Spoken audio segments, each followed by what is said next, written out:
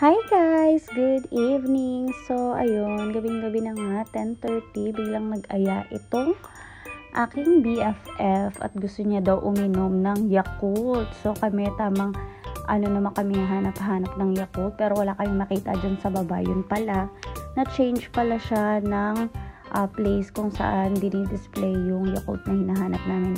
Hanggang nakakita na kami ng cake. Ayan, ang cute ng design, di ba? May grandma. Nakita din namin tong egg pie na to na parang walang kabuhay-buhay. So, yun na nga, nakita na nga namin yung Yakult sa wakas. So, nagtry kami nitong isa. Itong bagong brand ng Yakult. And then, napabili na rin kami na aming favorite na squid.